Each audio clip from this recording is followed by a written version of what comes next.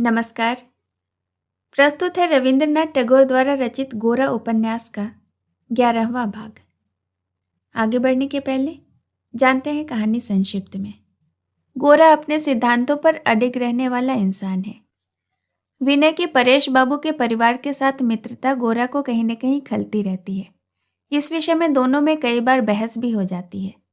परेश बाबू के यहाँ उनकी लड़की सुचारिता और उसके छोटे भाई सतीश से विनय की अच्छी मित्रता हो जाती है। इधर गोरा की माँ आनंदमयी, जो विनय को भी अपने बेटे के ही समान मानती है, इन दोनों के झगड़े को निरंतर सुलझाने का प्रयत्न करती रहती है।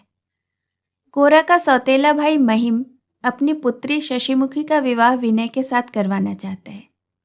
विनय किसी भी हाल में गोरा और उसके संबंध को नहीं छोड़ना चाहता, इसलिए वह इस विवाह के लिए हामी भर देता है, क्योंकि वह जानता है कि यह संबंध तय हो जाने से गोरा उसे कभी अपने आप से दूर नहीं कर सकेगा।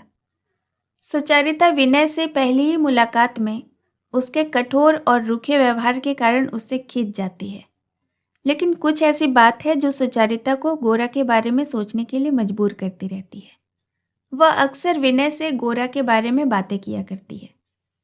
इधर गोरा और विनय आपसी अलगाव को भूलकर एक साथ मिलकर दोस्तों की तरह फिर से रहने लगते हैं। किसी सामाजिक कार्य की वजह से गोरा विनय के घर पहुंचता है और उसकी दराज में परेश बाबू के घर के लोगों का एक बड़ा सा फोटो देखकर फिर से गोरा का मन विरक्त हो उठता है। घर पहुंचने पर महिम अपनी बेटी के साथ विनय के विवाह की चर्चा फिर उठाता है। गोरा को लगता है कि अगर यह विवाह हो गया तो विनय परेश बाबू के घर से सब संबंध तोड़ देगा। वह खुशी खुशी राजी हो जाता है। इस विवाह के प्रस्ताव में गोरा ने क्यों इतना उत्साह दिखाया, यह विनय भी समझ जाता है। आनंदमयी विनय को अकेले में समझाती है कि वह ऐसा बचपना न करे, इतना बड़ा फैसला बिना विचारे मत ले। सुचारिता गोरा की बातों से पहले बहुत घृणा करती थी, पर धीरे धीरे उसकी बातों का मर्म समझने लगी है और विनय के साथ गोरा के बारे में खूब बातें किया करती है। और वह जितना गोरा के विषय में जानती है उतना ही उसके प्रति आकर्षित होती चली जाती है। सुचारिता ललिता से कहती है कि विनय के मुंह से गोरा की बातें सुनकर उसे अच्छा लगता है, मानो वह उसे स्पष्ट देख पा रही हो। ललिता को गोरा बिल्कुल पसंद नहीं, वह विनय को पसंद करती है। इधर गोरा के घर पर महिम विनय से शादी के बारे में घर की सूचना देने को कहता है तो विनय टाल मटोल करता है, क्योंकि आनंदमयी ने उसे पहले ही आगाह कर दिया है कि जल्दीबाजी में वह बचपना न करे। गोरा कहता है कि जब एक बार हाँ कह दिया तो फिर यह अनिश्चितता क्यों। विनय कहता है कि उसे हाँ दबाव में कहलाया गया। गुस्से में गोरा बाहर चला जाता है। बाद में विनय को लगता है कि उसने गोरा के साथ ज्यादती की है, तो वह फिर से शादी के लिए तैयार हो जाता है। गोरा भी सहजता से यह स्वीकार कर लेता है। गोरा सोचता है कि विनय को किसी तरह बांधे रखूं, यह सोचकर वह तय करता है कि जहां विनय जाता है वहीं जाकर उससे पहरा देना होगा। वह सोचता है कि अगर वह परेश बाबू के घर आना जाना करेगा तो विनय पर नज़र रख सकेगा। वह भी विनय के साथ परेश बाबू के घर जाना शुरू कर देता है। अब कहानी आगे। सुबह गोरा कुछ काम कर रहा था। अचानक विनय ने आकर छूटते ही कहा, उस दिन परेश बाबू की लड़कियों को मैं सर्कस दिखाने ले गया था। लिखते लिखते गोरा ने कहा, मैंने अविनाश से सुना, उस दिन वह भी सर्कस देखने गया था। आगे कुछ न कहकर गोरा फिर लिखने में जुट गया। गोरा ने यह बात पहले ही सुन ली है, वह भी अविनाश से, जिसने नमक मिर्च लगाकर कहने में कोई कसर नहीं रखी होगी। विनय को इस बात से अपने पुराने संस्कार के कारण बड़ा संकोच हुआ। सर्कस जाने की बात की समाज में ऐसी आम चर्चा न हुई होती तभी अच्छा होता। तभी उसे याद आया, कल रात वह मन ही मन बहुत देर तक जागते रहकर ललिता से झगड़ता रहा है। ललिता समझती है वह गोरा से डरता है और बच्चे जैसे मास्टर को मानते हैं वैसे ही गोरा को मानकर वह चलता है। कोई किसी को इतना गलत समझ सकता है? गोरा और वह तो एक आत्मा है। यह ठीक है कि गोरा की असाधारणता के कारण उसकी उस पर श्रद्धा भी है, लेकिन इसी से ललिता का ऐसा सोच लेना गोरा के साथ तो अन्याय है और विनय के साथ भी। विनय बच्चा नहीं है, न ही गोरा उसका अभिभावक है। चुपचाप गोरा लिखता रहा और ललिता के वही 2-3 तीखे प्रश्न बार बार विनय को याद आने लगे। आसानी से विनय उन्हें मन से नहीं हटा सका। अचानक विनय के भीतर एक विद्रोह ने सिर उठाया। सर्कस देखने गया तो क्या हुआ? कौन होता है अविनाश इस बात को गोरा से चर्चा करने वाला? और गोरा भी क्यों मेरे काम के बारे में उस वाचाल से बातचीत करने गया? मैं क्या गोरा का नज़रबंद हूँ? मैं कहाँ आता जाता हूँ, गोरा के सामने इसका क्या जवाब देना होगा? यह तो दोस्ती का अपमान है। विनय को गोरा और अविनाश पर इतना गुस्सा ना आया होता यदि अपनी भीरुता सहसा उसके सामने इतनी स्पष्ट रूप से प्रकट न हो गई होती। वह जो थोड़ी देर के लिए भी कोई बात गोरा से छिपाने के लिए मजबूर हुआ, इसके लिए आज मन ही मन गोरा को अपराधी ठहराना चाहता था। सर्कस जाने की बात को लेकर अगर गोरा विनय से झगड़े की 2-4 बातें कहता तो भी उनकी दोस्ती की एकलयता बनी रहती और विनय को तसल्ली होती। लेकिन गोरा इतना गंभीर होकर विचारमग्न बना बैठा रहा, अपनी चुप्पी से उसका अपमान कर रहा था। यह देखकर ललिता की बात उसे चुभने लगी और बार बार उसे बींधने लगी। इसी समय वहां हाथ में हुक्का लिए महिम ने कमरे में प्रवेश किया। डिब्बे में बंद गीले कपड़े के भीतर से निकालकर एक पान विनय को देते हुए बोले, भाई विनय, इधर तो सब ठीक हो गया। अब तो तुम्हारे काका महाशय की चिट्ठी आ जाए तो निश्चिंत हो सके। तुमने उन्हें लिख तो दिया है ना? विनय को विवाह का यह आग्रह आज बहुत बुरा लगा। यद्यपि वह जानता था कि महिम का इसमें कोई दोष नहीं, उन्हें तो वचन दिया जा चुका है, किंतु उस वचन देने में एक हीनता से उसे जान पड़ी। आनंदमयी तो उसे एक प्रकार से मना ही कर रही थी। इस विवाह के मामले में उसका अपना भी कोई आकर्षण नहीं था। हड़बड़ी में क्षण भर में यह बात कैसे पक्की होगी? यह भी नहीं कहा जा सकता कि गोरा ने जल्दबाजी की। अगर विनय ने कुछ आपत्ति की होती तब भी गोरा उस पर दबाव डालता, ऐसी बात नहीं थी। लेकिन फिर भी इस फिर भी को लेकर ही ललिता की बात उसे चुभने लगी। कोई विशेष घटना उस दिन नहीं हुई थी, किंतु जो हुआ उसके पीछे अनेक दिनों का शासन था। विनय केवल अपने स्नेह के कारण और नितांत भलमनसाहत के कारण गोरा के आधिपत्य को सहते रहने का आदी हो गया था। इसलिए प्रभुत्व का यह बंधन बंधुत्व के सिर पर चढ़ बैठा है। इतने दिन विनय ने इसको महसूस नहीं किया था, लेकिन अब इसे स्वीकार किए बिना नहीं चलेगा। तो क्या शशिमुखी से विवाह करना ही होगा? विनय ने कहा। नहीं, अभी काका को तो नहीं लिखा है। महिम बोले, वह मेरी ही गलती है। यह चिट्ठी तुम्हें लिखने की तो कोई चीज़ नहीं है, वह तो मैं ही लिखूंगा। उनका पूरा नाम बताना जरा। विनय ने कहा, आप चिंता क्यों करते हैं? आश्विन कार्तिक में तो विवाह हो नहीं सकता। एक अघन है, लेकिन उसमें भी मुश्किल है। हमारे परिवार के इतिहास में न जाने कब किसके साथ कौन सी दुर्घटना अघन के महीने में घटी थी, तब से हमारे वंश में अघन में विवाह आदि शुभ कर्म बंद हैं।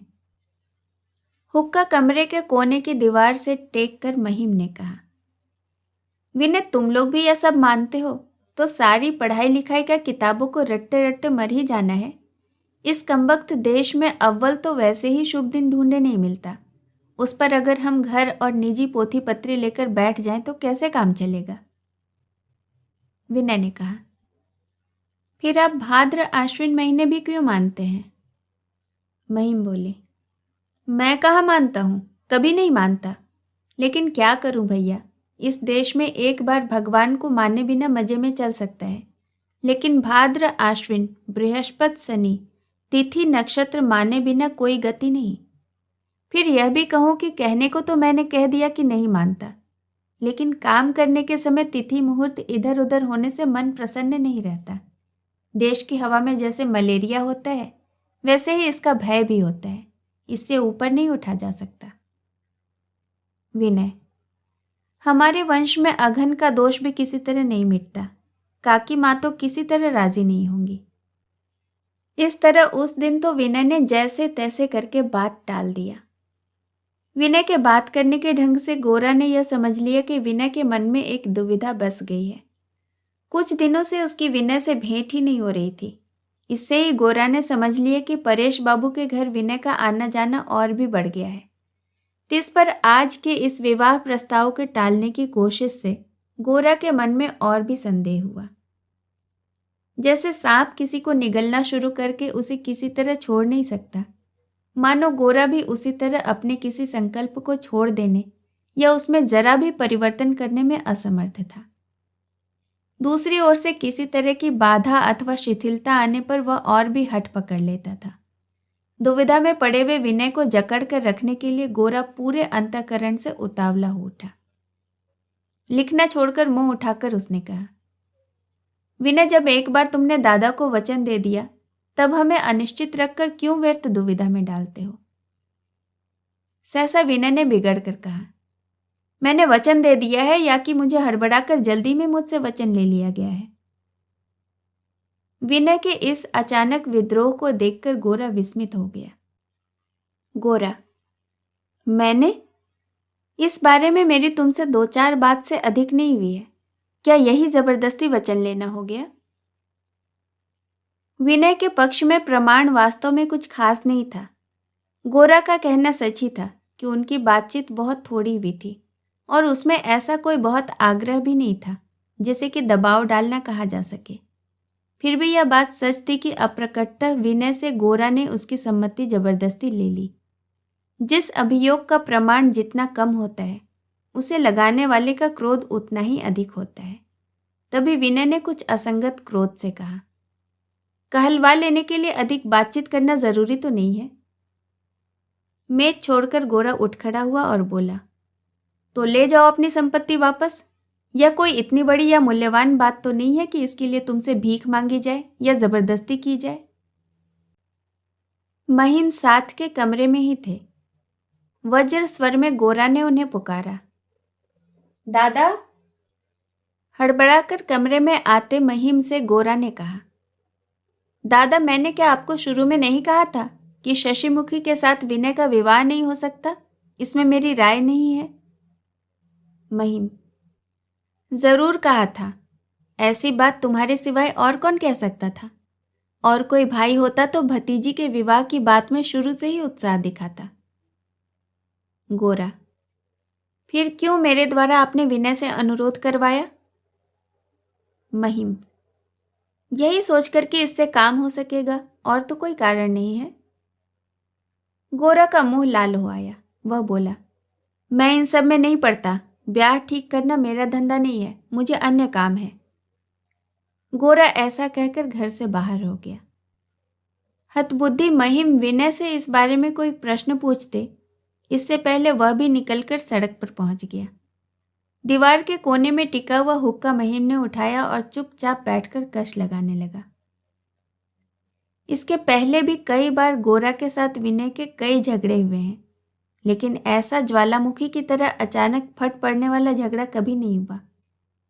पहले तो विनय अपने कृत्य पर स्थगित सा हो रहा था, फिर घर पहुंचने के बाद भीतर ही भीतर उसे यह बात खलने लगी। जरा सी देर में वह गोरा को कितनी बड़ी चोट पहुंचा आया है, यह सोचकर उसके खाने पीने या विश्राम करने की कोई इच्छा न रही। इस मामले में विशेषतया गोरा को अपराधी ठहराना कितना गलत और बेतुका हुआ, बार बार यह बात उसे चुभने लगी।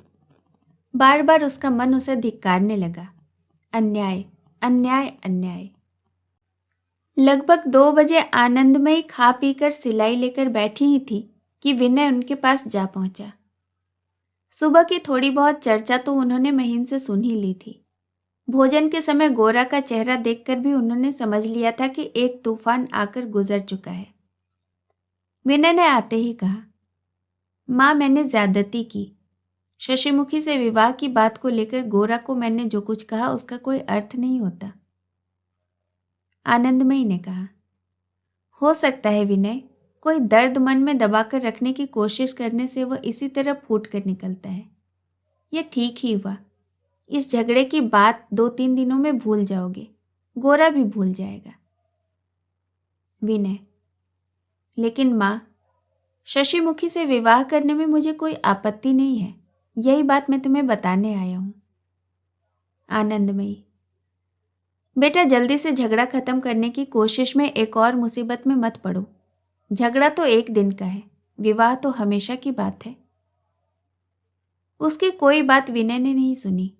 वह फौरन यह प्रस्ताव लेकर गोरा के पास तो नहीं जा सका, इसलिए महिम से ही जाकर उसने विवाह में कोई बाधा नहीं है और माघ में ही वह प्रसन्न हो सकेगा तथा इस बात का जिम्मा भी विनय ही लेगा कि उसके काका महाशय को कोई आपत्ति न हो। महिम बोले, तो फिर सगाई हो जाए ना? विनय ने कहा, ठीक है, वह आप गोरा से सलाह करके कर लीजिए। घबराकर महिम ने कहा, फिर गोरा से सलाह? विनय बोला, हाँ, उसके बिना तो नहीं हो सकता ना। महिम बोले, यदि नहीं हो सकता तब तो कोई उपाय नहीं है, लेकिन कहते कहते झट उन्होंने एक पान उठाकर मुंह में रख लिया। उस दिन तो महिम ने गोरा से कुछ नहीं कहा, किंतु अगले दिन उसके कमरे में गए। उन्होंने सोचा था कि फिर से गोरा को राजी करने के लिए एक लंबी बकझक करनी होगी, पर जब उन्होंने आकर बताया कि कल दोपहर विनय ने आकर विवाह के बारे में वचन पक्का दे दिया है और सगाई के बारे में गोरा की सलाह लेने को कहा है, तब तुरंत गोरा ने अपनी राय जाहिर कर दी। ठीक है, तो सगाई हो जाए। अचरज से महिम ने कहा, अभी तो ठीक है कह दे रहे हो, इसके बाद फिर से टांग तो नहीं अड़ाओगे? गोरा ने कहा, मैंने बाधा देकर टांग नहीं अड़ाई, अनुरोध करके ही अड़ाई थी। महिम, इसलिए तुमसे मेरी प्रार्थना है कि तुम बाधा भी न देना और अनुरोध भी न करना। न तो मुझे कौरवों की कोई नारायण की सेना की जरूरत है और न पांडवों की ओर से स्वयं नारायण की जरूरत ही दिख पड़ती है। मुझसे अकेले जो कुछ बन सकेगा वही ठीक है। मुझसे भूल हुई, तुम्हारी सहायता भी इतनी विपरीत पड़ेगी यह मैं पहले नहीं जानता था। खैर, विवाह हो यह तो तुम चाहते हो ना? हाँ, चाहता हूँ। महिम, तो चाहने तक ही रहने दो, कोशिश करने की जरूरत नहीं है। गोरा को जब क्रोध आता है तो उसके क्षणिक आवेश में वह कुछ भी कर सकता है, यह सत्य है, लेकिन उस गुस्से को सहेज कर अपने संकल्प को नष्ट करना उसका स्वभाव नहीं है। जैसे भी हो, वह विनय को बांधना चाहता है। कल के झगड़े की प्रतिक्रिया स्वरूप ही विवाह की बात पक्की हुई। विनय के विद्रोह ने ही विनय के बंधन मजबूत कर दिए। यह बात सोचकर कल की घटना पर गोरा को मन ही मन खुशी हुई। विनय के साथ हमेशा का सहज संबंध फिर से स्थापित करने में गोरा ने जरा भी देर नहीं की, लेकिन दोनों के बीच जो एक सहजता का भाव था उसमें कुछ कमी तो आ ही गई। अब गोरा ने भी यह समझ लिया कि विनय को दूर से बांधकर रखना ठीक होगा। जहां से खतरे का उद्यम है वहीं पर जाकर पहरा देना होगा। मन ही मन उसने सोचा, अगर परेश बाबू के घर में बराबर आना जाना रखूं तो विनय को ठीक रास्ते पर रख सकूंगा। उसी दिन, अर्थात झगड़े के अगले ही दिन करीब तीसरे पहर गोरा विनय के घर जा पहुंचा। विनय को इसकी बिल्कुल उम्मीद नहीं थी कि गोरा उसी दिन आ पहुंचेगा, इसलिए उसे मन ही मन जितनी खुशी हुई उतना आश्चर्य भी हुआ। इससे भी बड़े आश्चर्य की बात यह थी कि गोरा ने अपने आप परेश बाबू की लड़कियों की बात चलाई और उस पर जरा भी विरूपता नहीं थी। इस चर्चा में विनय का उत्साह जगा देने के लिए अधिक परिश्रम की जरूरत भी नहीं थी। विनय सुचारिता की जिन बातों की चर्चा करता रहा था वह सब विस्तार से गोरा को बताने लगा। स्वयं सुचारिता विशेष आग्रह से यह सब बातें उठाती है और चाहे जितनी बहस करे, धीरे धीरे अनजाने में उससे सहमत भी होती चली जा रही है। यह बात गोरा को बताकर विनय ने उसे उत्साहित करने की कोशिश की। विनय ने बातों बातों में कहा, नंद की माँ ने ओझा को बुलाकर भूत के भ्रम में कैसे नंद के प्राण ले लिए, और इस विषय में तुम्हारे साथ क्या बातें हुई। जब मैंने यह बतलाया तब कहने लगी, आप लोग सोचते हैं कि लड़कियों को घर में बंद करके चौके बर्तन और सफाई कर देने से ही उनका कर्तव्य पूरा हो जाता है। एक और तो ऐसा करके उनकी समझ बूझ सब चौपट करके रख देंगे। उधर वे ओझा को बुलाएंगी, तब उन पर बिगड़ने से भी नहीं चूकेंगे। जिनके लिए सारी दुनिया अड़ोस पड़ोस के एक दो घरों तक ही सीमित है, वे कभी संपूर्ण मानव नहीं हो सकती, और अधूरी रहकर पुरुषों के बड़े कामों को बिगाड़ कर, अधूरे कर कर, पुरुष के बोझ से लदकर नीचे की ओर खींचकर वे अपने दुर्गति का बदला तो ले ही लेंगी। आप ही ने नंद की माँ को ऐसा बनाया है और ऐसी जगह घेर कर रखा है कि आज आप जान लगाकर भी उसे सद्बुद्धि देना चाहें तो वह उस तक पहुँचेगी ही नहीं। इस बारे में मैंने तर्क करने की बहुत कोशिश की, लेकिन सच कहूँ गोरा, मन ही मन उनसे सहमत होने के कारण कोई जोरदार दलील नहीं दे सका। और उनसे तो फिर भी बहस हो जाती है, लेकिन ललिता से बहस करने का मुझ में कतई साहस नहीं। जब ललिता ने भवें सिकोड़कर कहा, आप लोग जो सोचते हैं कि दुनिया भर का काम तो आप ही लोग कर लेंगे और आप लोगों का काम हम नहीं करेंगी, या नहीं होने वाला। या तो हम भी दुनिया का काम संभाल लेंगी, नहीं तो बोझ होकर रह जाएंगी। हम बोझ होंगी तो फिर आप बिगड़ कर कहेंगे, पथे नारी विवर्जिता।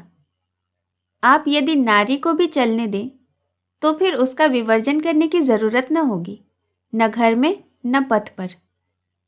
तब मुझे भी कोई जवाब नहीं जान पड़ा, मैं भी चुप हो गया। आसानी से कोई बात नहीं कहती ललिता, लेकिन जब कहती है तब बहुत सोच समझकर जवाब देना होता है। तुम चाहे जो कहो गोरा, मुझे पूरा विश्वास हो गया है कि हमारी नारियां अगर चीनी नारियों के पैरों की तरफ बांध कर रखी जाएंगी तो उससे हमारा कोई काम आगे नहीं बढ़ पाएगा। गोरा ने कहा, लड़कियों को शिक्षा न दी जाए यह तो मैंने कभी नहीं कहा। विनय, चारों पाठ तीसरा भाग पढ़ा देने से ही क्या शिक्षा हो जाती है?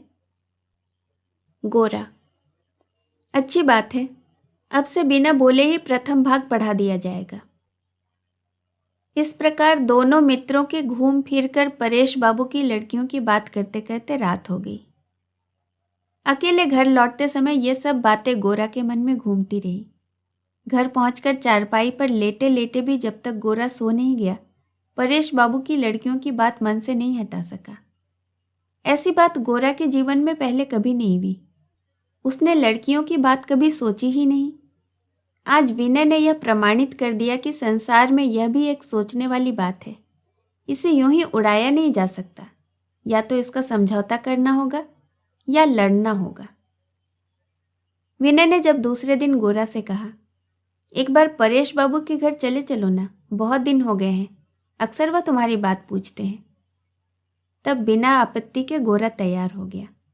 केवल तैयार ही नहीं हो गया, बल्कि उसका मन पहले सा उदास नहीं था। पहले सुचारिता और परेश बाबू की अन्य लड़कियों के अस्तित्व के बारे में संपूर्ण भाव से गोरा उदासीन था। फिर बीच में उनके विरुद्ध उसके मन में अवज्ञा का भाव उत्पन्न हुआ था। अब उसके मन में एक उत्सुकता का उदय हो आया था। कौन सी चीज विनय के चित्त को इतना आकर्षित करती है, यह जानने के लिए उसके मन में एक विशेष उत्सुकता उत्पन्न हो गई थी। जिस दिन दोनों परेश बाबू के घर पहुंचे उस समय संध्या हो रही थी। दूसरी मंजिल के एक कमरे में लैंप की रोशनी में हरान बाबू अपना एक अंग्रेजी लेख परेश बाबू को सुना रहे थे। वास्तव में इस समय परेश बाबू केवल उपलक्ष्य मात्र थे। लेख सुचारिता को सुनाना ही उनका उद्देश्य था। सुचारिता मेज के परले सिरे पर चौंध से आंखों को ओट किए हुए ताड़ के पत्ते का पंखा चेहरे के सामने रखे चुपचाप बैठी थी। अपने स्वभाव के कारण वह लेख को एकाग्रता से सुनने की चेष्टा कर रही थी, किंतु रह रहकर उसका मन इधर उधर हुआ जा रहा था। इसी बीच नौकर ने आकर जब गोरा और विनय के आने की सूचना दी तो वह चौंक उठी। कुर्सी छोड़कर वह जाने को थी ही कि परेश बाबू ने कहा, कहाँ जा रही हो राधा? और कोई नहीं है, अपने विनय और गौर आए हैं। सकुचाती हुई सुचारिता फिर बैठ गई। हरान के लंबे अंग्रेजी लेख पठन के रुक जाने से उसे कुछ तसल्ली हुई। गोरा के आने की बात सुनकर सुचारिता के मन में कुछ उत्तेजना न हुई हो यह बात नहीं थी, किंतु हरान बाबू के होते गोरा के आने से मन ही मन उसे एक बेचैनी और संकोच सा होने लगा था। कहीं दोनों में कुछ बहस न हो जाए, इस भय से अथवा किसी दूसरे कारण से यह कहना कठिन है। हरान बाबू का मन गोरा का नाम सुनते ही भीतर भीतर बिल्कुल विमुख हो उठा। जैसे तैसे गौर को नमस्कार कर जवाब देकर वे गंभीर होकर बैठे रहे। हरान को देखते ही गोरा की युद्ध करने की इच्छा हथियार भांज कर तैयार हो गई। अपनी तीनों लड़कियों को लेकर वरदा सुंदरी कहीं निमंत्रण पर गई थी। सांझ होने पर परेश बाबू द्वारा उन्हें लिवा लाने की बात तय थी। परेश बाबू के जाने का समय हो गया था। इसी मध्य गोरा और विनय के आ जाने से वह संकोच में पड़ गए, किंतु और देर करना ठीक न समझकर उन्होंने धीरे से हरान और सुचारिता से कहा, तुम लोग जरा इनके साथ बैठो, मैं फौरन लौट कर आता हूं। और चले गए। गोरा और हरान बाबू में देखते देखते बहस शुरू हो गई। बहस जिस प्रसंग को लेकर हुई वह कुछ यूं था। कलकत्ता के पास किसी जिले के मजिस्ट्रेट ब्राउनलो के साथ परेश बाबू की जान पहचान ढाका में रहते समय हुई थी। परेश बाबू की स्त्री और कन्याएं घर से बाहर निकलती हैं, इसलिए साहब और उनकी स्त्री इनका बहुत आवभगत करते थे। साहब अपने जन्मदिन पर हर साल कृषि प्रदर्शनी का मेला आयोजित किया करते थे।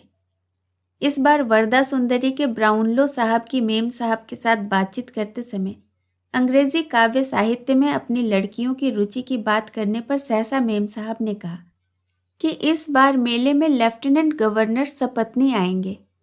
अगर आपकी लड़कियां उनके सामने किसी छोटे से अंग्रेजी काव्य नाट पर अभिनय कर दें तो बड़ा अच्छा हो। इस प्रस्ताव पर वरदा सुंदरी अत्यंत उत्साहित हो उठी थी। आज वह लड़कियों को उसकी रिहर्सल कराने के लिए किसी बंधु के घर ले गई थी। यह पूछने पर कि मेले में गोरा का उपस्थित होना संभव होगा या नहीं, गोरा ने कुछ ज़्यादा ही रुखाई के साथ कह दिया, नहीं। इसी बात को लेकर देश में अंग्रेज बंगाली संबंध और परस्पर सामाजिक सम्मेलन की बाधा को लेकर बाकायदा दोनों में जंग छिड़ गई। हरान ने कहा, बंगाली का ही दोष है। हमारे यहाँ इतने कुसंस्कार कुप्रथाएं हैं कि अंग्रेजों से मिलने के योग्य हम है ही नहीं। गोरा ने कहा, यदि यही सच हो तो इस अयोग्यता के रहते अंग्रेज से मिलने के लिए ललचाना हमारे लिए लज्जाजनक है। हरान बोले, लेकिन जो योग्य हो गए हैं उनको अंग्रेज से काफी सम्मान मिलता है, जैसे इन सबको। गोरा, एक आदमी के सम्मान से जहां और सबका असम्मान प्रकट होता हो, वहां ऐसे सम्मान को मैं अपमान मानता हूं। हरान बाबू देखते देखते अत्यंत क्रोधित हो उठे और गोरा रह रहकर उन्हें वाणों से घायल करने लगा। जब दोनों में इस प्रकार बहस हो रही थी तब सुचारिता मेज के पास बैठी पंखे की ओट से एकटक गोरा को देख रही थी। जो बातें हो रही थी वे उनके कानों में जरूर पड़ रही थी, लेकिन उसका मन उधर बिल्कुल नहीं था। वह जो अपलक नेत्रों से गोरा को देख रही थी उसकी खबर उसे स्वयं होती तो सुचारिता लज्जित हो जाती, किंतु जैसे आत्मविस्मृत होकर वह गोरा को ही देख रही थी। गोरा अपनी दोनों बलिष्ठ भुजाएं मेज पर टिकाकर थोड़ा आगे झुककर बैठा था। उसके प्रशस्त उज्ज्वल ललाट पर लैंप की रोशनी पड़ रही थी। चेहरे पर कभी अवज्ञा की हंसी, कभी घृणा की छवि लहरा जाती थी। उसके चेहरे की प्रत्येक भाव भंगिमा से एक आत्ममर्यादा का गौरव प्रकट होता था। जो कुछ वह कह रहा है वह केवल सामयिक बहस या आक्षेप की बात नहीं है। प्रत्येक बात उसके दिल की चिंतन और व्यवहार के असंदिग्ध रूप से सिद्ध हुई है। उसमें किसी प्रकार की दुविधा या दुर्बलता नहीं है। यह मात्र उसकी आवाज़ से नहीं, उसके चेहरे और उसके समूचे शरीर के दृढ़ भाव से प्रकट हो रहा है। विस्मित होकर सुचारिता उसे देखने लगी। अपने जीवन में इतने दिनों बाद जैसे यहीं पहले पहल उसने किसी एक विशेष व्यक्ति को एक विशेष पुरुष के रूप में देखा है। उस व्यक्ति को वह 10 लोगों के साथ मिलाकर न देख सकी। ऐसे गोरा के विरुद्ध खड़े होकर हरान बाबू मानो तुच्छ हो गए। उनके शरीर और चेहरे की आकृति, उनकी भाव भंगिमा, यहाँ तक कि उनके कपड़े और चादर उन पर व्यंग करने लगी। इतने दिनों से विनय के साथ बार बार गोरा की चर्चा करते रहकर सुचारिता गोरा को एक विशेष मत का असाधारण व्यक्ति भर समझने लगी थी। उसके द्वारा देश का कोई विशेष मंगल लक्ष्य सिद्ध हो सकता है, उसने इतनी ही कल्पना की थी। आज एक टक उसके चेहरे की ओर देखते देखते सुचारिता ने गोरा को जैसे सभी दलों, सभी मतों, सभी उद्देश्यों से अलग रखकर केवल गोरा के रूप में देखा। मनुष्य क्या है, मनुष्य की आत्मा क्या है, यह मानो सुचारिता ने पहले पहल देखा, और इस अपूर्व अनुभूति से वह जैसे अपने अस्तित्व को बिल्कुल भूल सी गई। हरान बाबू ने सुचारिता का यह भाव लक्ष्य किया। इससे बहस में उनकी युक्तियों का दम कुछ बढ़ा नहीं।